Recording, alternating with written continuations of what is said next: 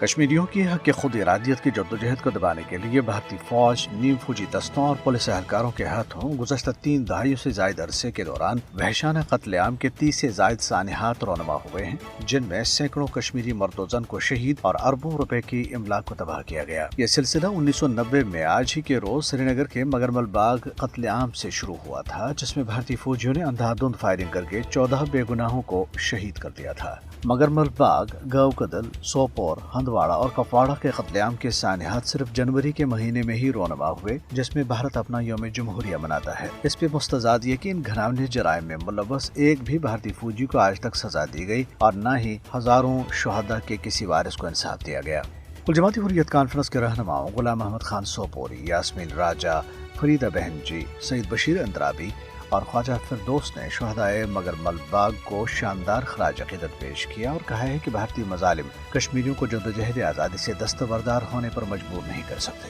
سری نگر سے جاری اپنے بیانات میں انہوں نے کہا ہے کہ کشمیری شہداء کی قربانیوں کو رائے گاہ نہیں جانے دیا جائے گا اور ان کی مشن کو ہر قیمت پر پورا کیا جائے گا۔ انہوں نے مطالبہ کیا ہے کہ کسی بین الاقوامی تحقیقاتی ایجنسی کے ذریعے مقبوضہ علاقے میں ہونے والے قتل عام کی غیر جانبدارانہ تحقیقات کرائی جائے تاکہ ملوث بھارتی فوجیوں کو سزا دی جا سکے۔ ریاست مقبوضہ جموں کشمیر کے مختلف علاقوں میں ایک بار پھر پوسٹر چسپاں کیے گئے ہیں، جن میں عوام پر زور دیا گیا ہے کہ وہ 26 جنوری بھارت کے یوم جمہوریہ کو یوم سیاہ کے طور پر منائیں تاکہ عالمی برادری کو یہ پیغام دیا جا سکے کہ بھارت گزشتہ 7 دہائیوں سے زائد عرصے سے کشمیریوں کے بنیادی اور جمہوری حقوق سلب کر رہا ہے۔ پوسٹرز میں کہا گیا ہے کہ بھارت کے پاس کشمیر میں اپنا یوم جمہوریہ منانے کا کوئی قانونی یا اخلاقی جواز نہیں ہے، کیونکہ اس نے کشمیری عوام کی مرضی کے خلاف ان کی سرزمین پر ناجائز قبضہ قائم کر رکھا ہے۔ جموں کشمیر سالویشن موومنٹ کے چیئرمین الطاف احمد بٹ نے بھارتی تحقیقاتی ایجنسی انفورسمنٹ ڈائریکٹوریٹ یا ای ڈی کی طرف سے ان کے برادر اور سینئر حریت رہنما محمد اکبر بٹ کے 50 ملین سے زائد کے اثاثوں کی کرکی کی شدید مذمت کرتے ہوئے اسے کشمیریوں کی تحریک آزادی کو دبانے اور ان کی قیادت کو سیاسی انتقام کا نشانہ بنانے کا اونچا حربہ قرار دیا۔ ایک بیان میں انہوں نے ای ڈی کے الزامات کو بے بنیاد قرار دیتے ہوئے کہا ہے کہ ان ہتھ کنڈوں سے بھارت اپنے مذموم مقاصد میں کبھی کامیاب نہیں ہوگا۔